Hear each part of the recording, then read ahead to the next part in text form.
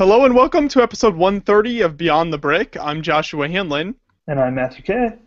And this episode of Beyond the Brick is brought to you by Philly Brick Fest. Philly Brick Fest will be held at the Philadelphia Expo Center this weekend, actually, September 12th through the 14th. So if you're in the area, I'd encourage you to check that out. A lot of really cool hands-on attractions and a lot of really neat things for LEGO fans to do there. So we'll have more info at brickfestlive.com, and there will be a link to their website in the description of this video. And one quick reminder about an Apple product building contest we announced here on the page recently. In celebration of the new Apple products that were announced recently, we wanted to do a building contest, so I'll have a link to more info about that in the description of this video as well, so you can check that out.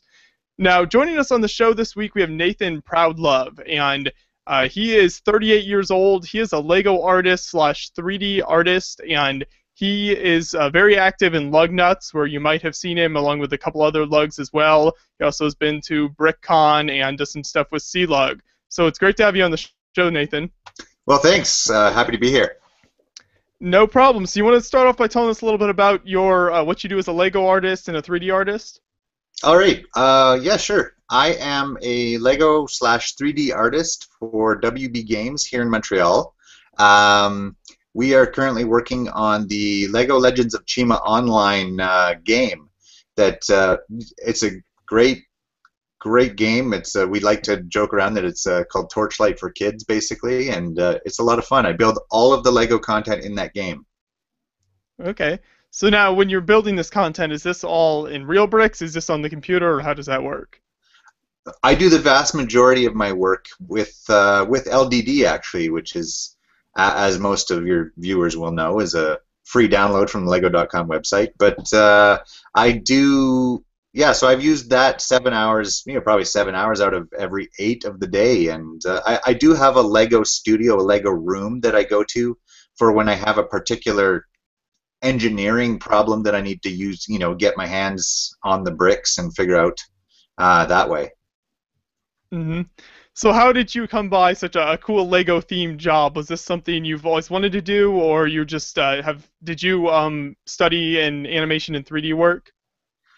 I actually haven't done any art school at all, none whatsoever. But my involvement in the LEGO community, and I guess somewhat of I guess I have a reputation in that community, has spread to enough people that the studio heard my name through a couple other people, and neither of them were actually in a position where they could apply for the job, but they both recommended me for the job independently of each other, which was quite flattering. So, Very nice. So, do you know when that game comes out that you guys are working on?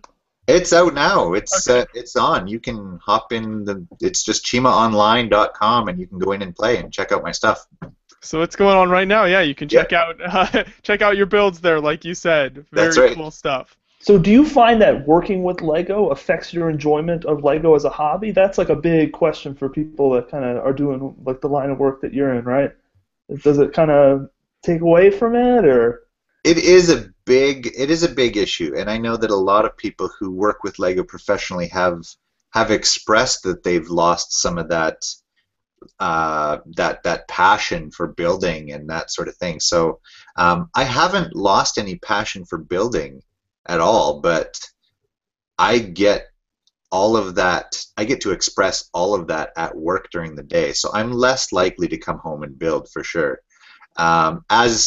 Even if you browse through my Flickr stream, you'll notice the last 2 years have been less actively. I've been less actively posting LEGO builds for sure.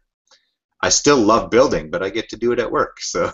So it's like that the same creativity, it's still there. It's just kind of being expressed differently. That's right. For a paycheck.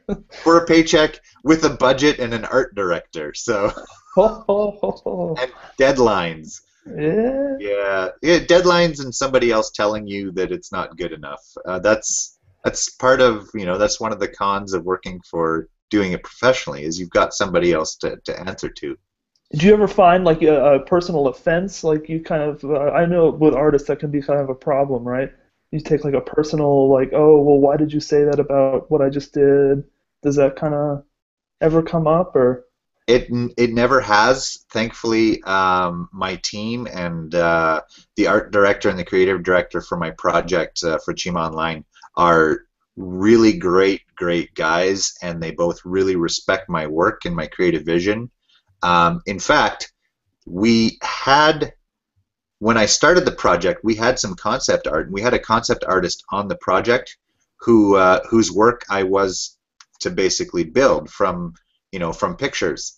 And I did a couple of those, but I was too fast, and so they ran out of concept art for me to build from.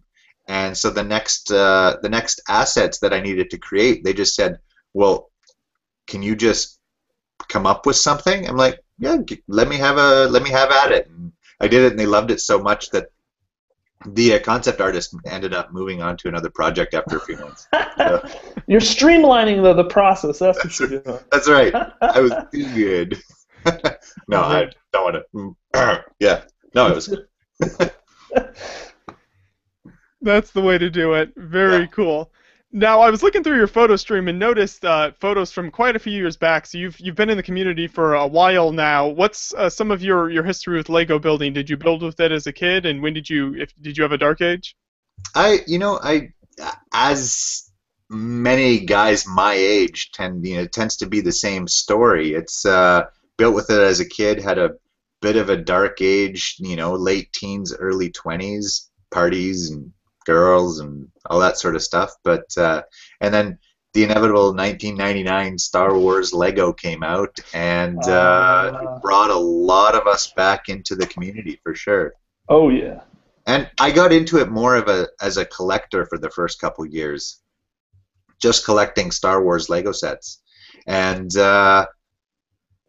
it was about 2004. I got into the online community 2003-ish, and then I went to Brickfest in Portland, in PDX, Brickfest PDX 2004, and wow, that was 10 years ago. Oh, anyways. Remarkable, isn't it? Sobering. Oh man. Yeah, and then Brickfest 2004, and that I dove headlong into the community from there. So what is it like to transition from collecting to kind of seeing it as like more or less an artistic medium? Was there a specific event that prompted the transition, or? Oh, well, like I say, it was Brickfest. Brickfest, okay. So. Well, I had sort of taken some of my collection apart before that and fiddled around a little bit, but I was involved in the old LUGnut days, and I still have a Brickshelf account that I, brush the dust off it once in a while and go back and look and see what I have there. And I don't know, it wasn't ever really a question for me. It was just, I came back from Brickfest and I was just gotta do this, and I dumped everything in a big pile on the floor and started building. A bold move. That's cool. So Brickfest was the catalyst. It really was the big thing. Yeah. That's awesome. Yeah. Go to a convention. Anybody. Yeah. Go to Brickfest. Definitely. So obviously you didn't have a lot of the Lego websites that are around today. Back in, I think, 2003, you said was when you got into the online community. Was it mostly just LUGnut, and was it Brickshelf that you found, or were there other sites as well? I think LUGnut was pretty much it at that point. I don't really remember. Boy, the posting on that site was a pain, but it was where everybody went. So, yeah, that was about it. What were some of the interactions like on there versus kind of, if you look at forums on, say, like a Brickset site today or something, were interactions similar to what they are today, or the topics being discussed and stuff? Do you notice any major differences that have changed over the years? I think the major difference now is the community now is so huge that we have the capability of splitting off into different groups of sub themes and interests, that you can basically be interested in any sub-genre of Lego and find people that are in the same thing. So it's not just a Lego group anymore. It's this is Lego historical military group, or like LUGnuts is the vast majority of the LUGnuts group builds, mini land scale or larger hot rods, and there's quite a few of us that participate. So you end up not rubbing shoulders with the greater community at large online anymore. It's much more focused. Mm-hmm. And I think, like you said, when you have so many people coming in, there's enough people that you can do that and make these smaller groups that are into the same thing rather than just all being together with a lot of people doing different things. Yeah, exactly. Yeah, it's like that having one like a meeting place is only sustainable past a certain point, right? And then just kind of you have to explode out. You really do, and LUGNet, just didn't expand with the community, and it people went their own way. Faded into the ether. Yeah. Along with all the other, like ClassicSpace.com and all those too. Yeah. You mentioned LUGnuts there. How did you first get involved with that? Well, you've interviewed Lino Martins on this show, haven't you? Yes, I actually have one of his builds right here behind me. I know, I see that car. Yeah, so yeah, we have had him on the show. Yeah, that's great. Lino and I, it was, oh man, he's going to kill me if I don't get this right. 2007, I think, 7 years now we've been going. And we had talked about getting a car club, like an online Lego car club, started for a while. But it wasn't until the end of BrickCon 2007, I think. Yeah, like I say, I think it was 2007. Basically, the name LUGnuts popped into my head, and I said, Lino, LUGnuts, let's start when I get home. And he's like, shook my hand and said, all right, you're on. And that was it. That was the beginning of LUGnuts. It was a clever name and a handshake, and that away we went. Mm-hmm. And so now, did you always build when you first started building? Did you see yourself as a vehicle kind of car builder, or is that something you grew into as you tried other themes, or how did that work? I have built a little bit of everything. If you talk about stuff that people have noticed and recognized, and with whether it be awards or contests, I've been recognized in areas of castle and town and large-scale hot rods and space and mecha, and so I tend to build in every genre. And I always have there's always a special spot though in my heart for building space. Okay, yeah. So you see little bit of everything going on then. That's always Definitely. Cool.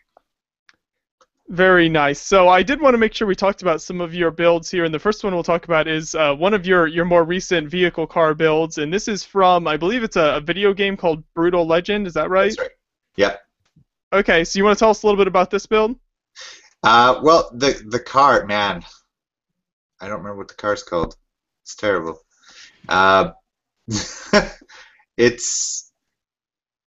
Anyways, the car is a hot rod you drive in the game. It's you mow down waves upon waves of like underworld foes, and I love building themed creations that are video game themed now too, because especially now that I work in video games. So yeah, it combined three of my passions: hot rods, Lego, and video games. So trifecta. Yeah, exactly. It was fun. I printed out the stickers myself and put that together. So. I noticed the stickers there. You had the flame stickers and everything there. This is a really nice little build. What was some of the challenging parts of getting this together? Any hard parts that you really wanted to try to match up? Those pipes were the biggest pain in my butt. And in the end, what I ended up doing is actually getting chenille stems or pipe cleaners and putting them and bending them to the shape I wanted inside those silver tubes. And so there's some non-Lego wire inside to keep them to have those pipes keep their shape.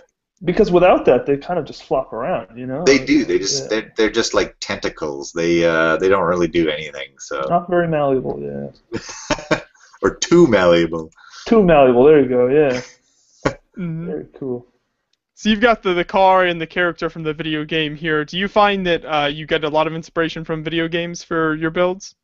I do. Lately, I very much do. That's tends to be where, uh, oh man, a lot of my recent builds have been from that. I've got Octodad, where if you're into gaming at all, you might have heard of this regular, ordinary octopus trying to pass himself off as a human. That's a pretty fun one as well. So that's also from a video game. And what else? Man, I've got a few other ones too.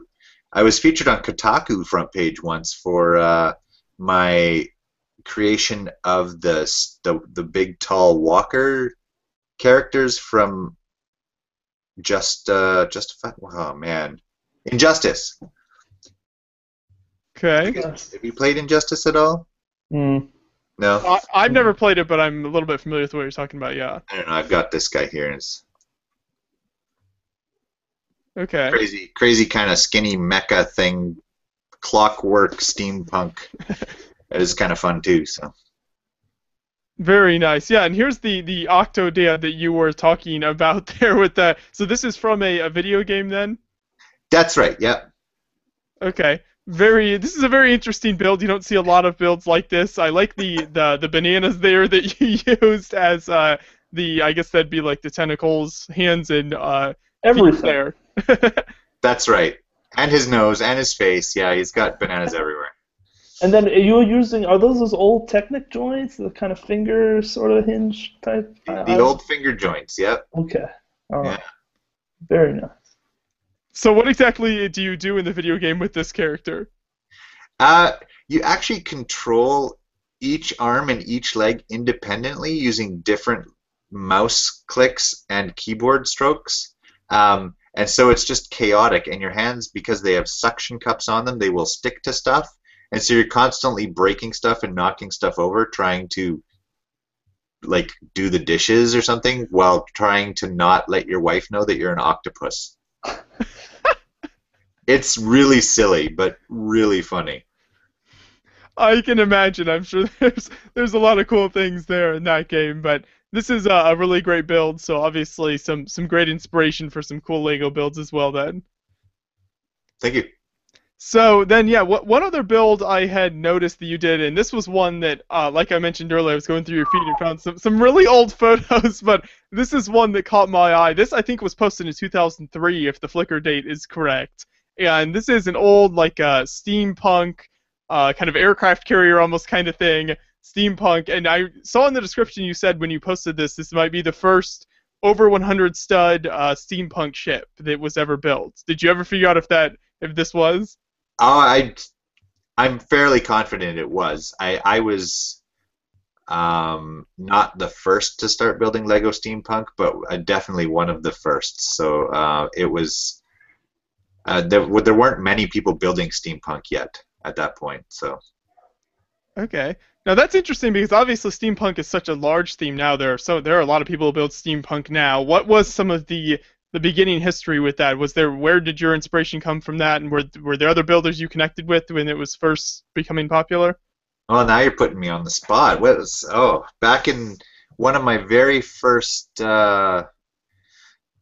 Did I go before? I think I went after I went to Brickfest. I went to a CLUG meeting. And bumped into a guy there who is totally, I call him the godfather of Lego Steampunk. Dan? Shoot, he's going to kill me too. Oh! Anyways, he really, I expressed to him, I'm like, oh, he showed me a picture of one of his Lego Steampunk things, and I said, oh man, I want to build some Lego Steampunk. And he's like, well then do it already. He kind of got grouchy, and I was like, whoa, okay, well I did, and I showed him one of my early builds, and he's like, oh good, awesome. And so that kind of inspired me to keep going in the theme some more. So okay. That's really cool, yeah, and it's steampunk has always been one of my favorite themes to see people build with, and it's interesting to see the piece choices you have here, because you can definitely tell it's from a different time than compared to today, and the pieces that steampunk builders use. The pieces you used here are definitely different than what you would see today. Oh, for sure. Yeah, there's I don't I look at that now and I'm like, ooh, I don't know how well that ship ages. Did you guys find the updated version that I did as well? I don't know if I saw that one. Okay, fair I enough. might have Check missed it out. that. The Mistral 2. It's much more refined and yeah, cool. Okay. Very nice. So yeah, there's some of your builds, past and present there. Now, Steampunk something you pursued, further as you've been building all the way up to today. Have you still pursued Steampunk builds? Pardon me. I always have an interest in doing it, but it's the it's been so saturated. I tend not to go. It's not my go-to theme right now. Hmm. So So yeah, like I said, there are a lot of builders who do that now today. It's become so popular. So there are exactly. some the more underserved themes you can build in. And surprisingly, there aren't nearly as many people building video game themed creation as I would have expected. So there's a wealth of inspiration in video games to build from at this point. So I tend to do that a lot, like I say, and we talked about. Yeah, that's true. I know there's at Brick World. I think it started last year, and they grew bigger this year. Is the gamer lug with people like Nick Jensen and his Halo and Titanfall weapons and people like that. I know that's becoming more and more popular, but it is true with the popularity of video games. There aren't as many Lego builds out there as you would think.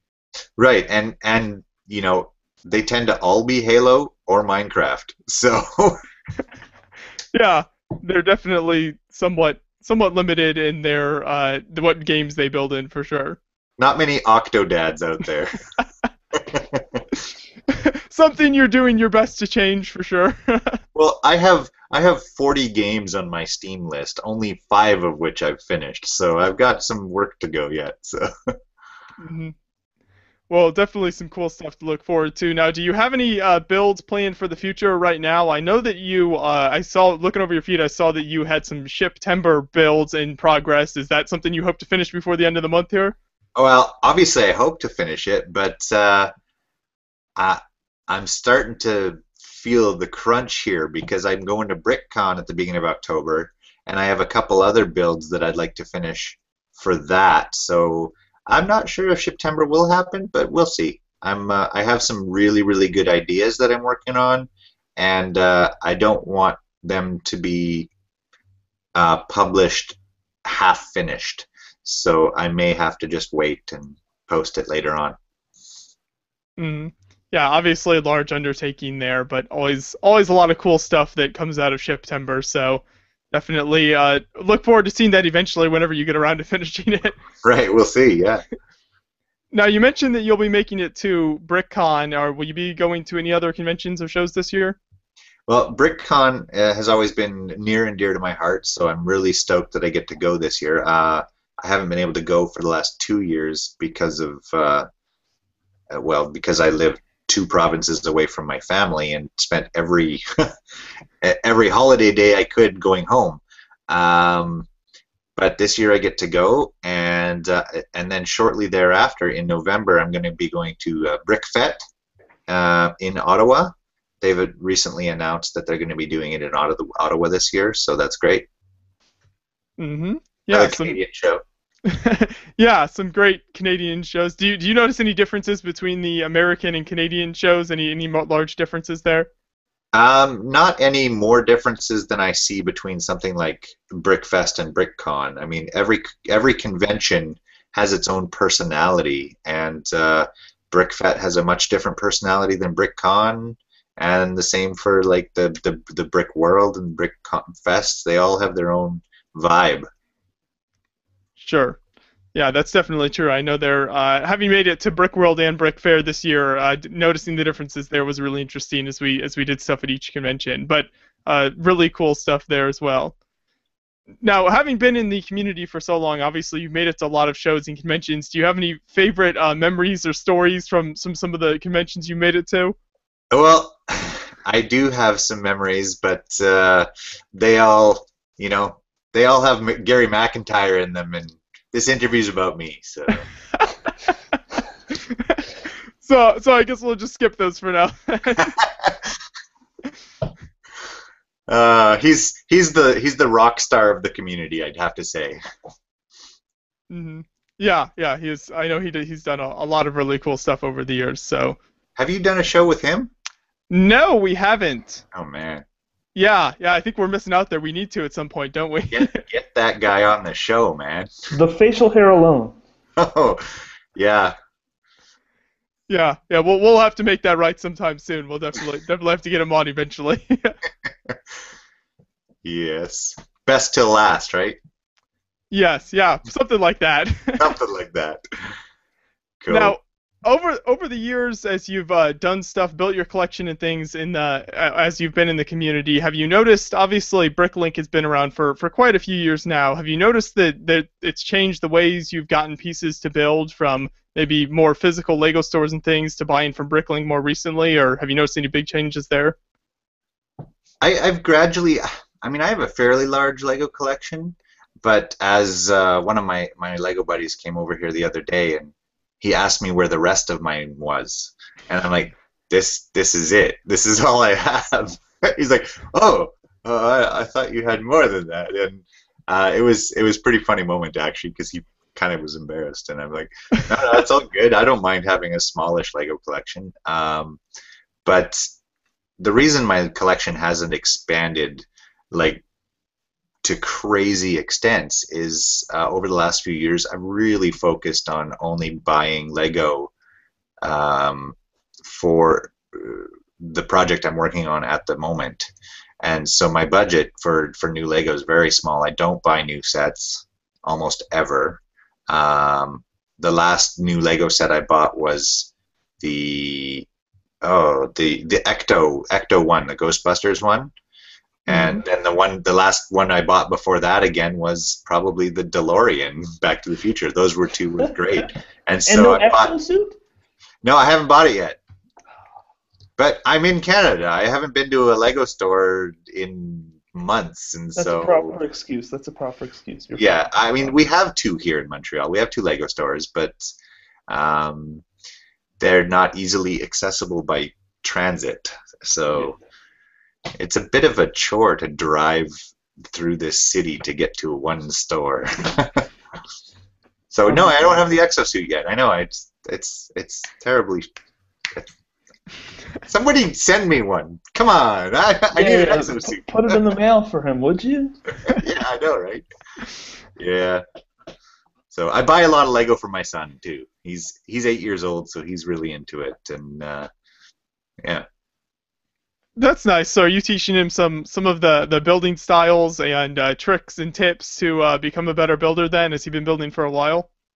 You know, it's funny. I don't think he really gets how unique it is to have a father who builds and has as much Lego as I do. I don't think he really understands that.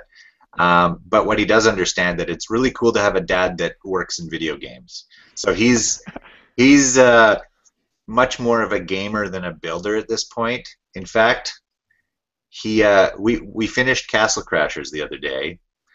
Actually, he finished Castle Crashers without me because I died in the last level, and he beat the game without me. And I was a little crushed, but he was pretty proud. So yeah, that's more of his thing right now. But he does like to play Lego with me and build and do that sort of thing. So.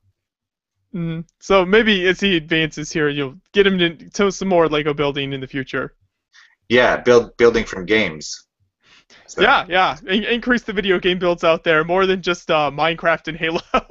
I know there's more out there. I'm not dissing the Minecraft and the Lego builders. There's so much. It tends to scroll. It is true though, but yeah, there are great builds, but it is nice to see variety as well. Yeah. Now, did you have any dream Lego set that you've always wanted Lego to make? Maybe something for a really long time you've had something in the back of your mind you think would make a really great Lego set? You know, there's not a lot that I wish Lego would come out with as a set because I've always had the idea that I can just whatever I want to see made out of Lego, I'll just build myself. But like I say, I bought the DeLorean and I bought Ecto one, so I'd like to see a continuation of movie-themed cars. maybe Kit from Knight Rider would be cool in the same sort of theme, or the Fall Guy truck, stuff like that. That is pretty fun stuff. Hmm. Yeah, those sets are great, like you said, and that's definitely a great thing about the ideas platform and everything, that you can submit those ideas and get cool, especially for a car guy like you that does a lot of those types of builds. I'm sure you really enjoyed seeing those as they went along and reached the 10,000 votes and everything. Yeah, for sure. Yeah, absolutely. Have you tried your hand at building any of those before they came out? Had you built a version yourself? Oh, probably. I know I hadn't ever tried to build Ecto 1. I'm pretty sure at some point I had tried to build the DeLorean from Back to the Future, but probably when it came out in 1985. Or whenever, I think it came out in 85, didn't it? Yeah. So I would have been, 10 or 12 at the time. So I didn't take pictures. I didn't document anything back then. So. Hmm. Yeah, so probably tried it at one point, but might not necessarily remember what it looked like exactly. Yeah. So one thing I've noticed throughout the years as I followed the LUGnuts challenges is it's the challenges are, for people who aren't familiar with it, they're once a month, right? And they're always themed is how they work, right? That's right. Okay. So have you had a favorite like monthly challenge, one that sticks out in your mind as one of the coolest ones you guys have done? Man, like Lino would definitely be the first to say that I haven't been as involved the last couple of years.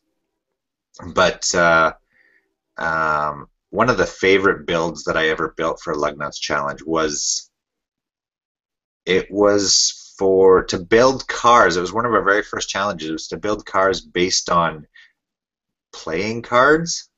Playing cards, or was it a heroes? No, it was a heroes and villains challenge. That's what it was. It was one of our very first, so heroes and villains challenge, and I built this ridiculous, just lifted 2 feet off the ground Oldsmobile Cutlass with big donk wheels, and I imagined that it would be Gambit's from the X-Men, Gambit's ride. Okay. So he's got the Ace of Spades on the roof, and I can just imagine him saying, "Mon petit chéri," with his Louisiana accent hanging out of this big donk Oldsmobile. So that's one that sticks out as one of the coolest builds that you've done for one of the challenges. One of them, yeah. I also did a big Ford with for a post-apocalyptic type build with chains on the tires and like a lifeguard tower mounted on the back, and where the bed would usually be, sort of a mobile lookout tower. That was also a fun one. Okay. So now is it mostly Lino that comes up with the monthly challenges, or is it you, or are there other people that help come up with the ideas for them, or how does that work? Lino's the idea man behind the challenges for sure. Sometimes he'll, send me an email beforehand being like, I had this idea and I want to, run it by you first to see if see what you think or whatnot. But he's been running the show kind of solo for the last little while. I got to get back in there. But we also do the blogs at the end of the month. Every month we do a roundup of all the builds for the month, and he does the writing for that, and I sort of do the technical side, putting the links in the pictures and making sure that it's all like pretty and lined up on the blog. So okay, yeah, that is some of the greatest writing in the Lego community takes place there. If you don't follow the LUGnuts wrap ups each month, you are really missing out. You gotta do that. And parental discretion advised on some of them, but yeah, there is some awesome stuff over there though that you should definitely check out. Really cool wrap ups they do each month. So how do you approach each of the when you find a monthly challenge that you want to build in? How do you usually approach that? Do you have an idea that comes to you immediately, or do you look for inspiration from different places, or how does that usually work? Well, it's tough to say because it happens differently every time. Honestly, sometimes I have an idea for a hot rod or some sort of vehicle creation, and I'll wait till there's a LUGnuts challenge that fits. I kind of do things backwards that way. I'm like, I have this idea for a car, but I'm gonna just wait around, and I'm sure enough in a couple months there's something that'll be like, I can wedge that in there somewhere. And but other times it's the challenge will come out. Or Lino, this last month I did a digital build LDD, since I'm quite proficient in that. But Lino and Peter Blackert, Lego 911, he and Lino and I did a buddy challenge where we each built a different year iteration of the Rolls-Royce Phantom, and that was fun to do with those two guys as well. Okay, so you got all sorts of different stuff going on there in different places that you try to think up some cool builds for them as well, and then just like you said, if you nothing is available right now, wait till a challenge comes along that you can enter one in. That's right. Now, do you know what the current challenge is going on right now? It's only in America. Okay. Yeah, so American vehicles, trucks, cars, it tends to be Chrysler, Dodge, all the classic ones, or some of the old, like, Packards and stuff like that. Or you could just do ridiculous, a donk would fit perfectly, a big jacked up Oldsmobile would be amazing for that. Or a big monster truck, or just anything like that. Whatever you can imagine would be like only in America. That's the tagline. So. Oh yeah. So I'm sure there's going to be a lot of cool builds there. Will you be able to enter this one, or are you not going to have time to do that? I won't have time to do it this time. I've got September going on, and a couple other things going on for BrickCon as well. So. Sure. So not this challenge, but hopefully some in the future, and some cool stuff to look forward to with September and BrickCon as well. Absolutely. That September is pulling out some major talent. Oh yeah. A lot of great stuff in the works there as well, so definitely some cool stuff to look forward to. And it was really great having you on the show, Nathan. I appreciate you talking with us. Look forward to seeing some of that stuff in the future. All right, thanks. Pleasure to be on the show. Yeah, no problem. What's the best place for people to keep up to date with you? Your Flickr page or social media? Where would you direct people? Flickr.com, is the best place. Just photos/Proudlove. My username is just my last name. But I'm also on Twitter, and I post not very frequently there, but NB Proudlove on Twitter and Instagram. Again, not tons of Lego-related content, but it does hit there occasionally. Sometimes some gaming content too. So we actually have my son and I, our family has started a YouTube channel as well, Proudlove Family Gaming. So yeah, we do some stuff on there as well. So. Okay. Yeah. Very nice. Cool. I'll make sure to link to your Flickr and your YouTube page and everything else you mentioned there too in the description of this video, so people can check all that out if you want to and start following Nathan and see all the cool builds he has built already and the stuff he'll be releasing in the future. Definitely keep an eye on that. Guys. Yeah, and let people know here if you want to keep up to date with everything we're doing here at Beyond the Brick, you can just subscribe to the YouTube page and see all our latest videos in your YouTube subscription feed. Definitely encourage you to do that to keep up to date with everything we're doing here at Beyond the Brick. Thanks for watching, everybody. We'll see you next week.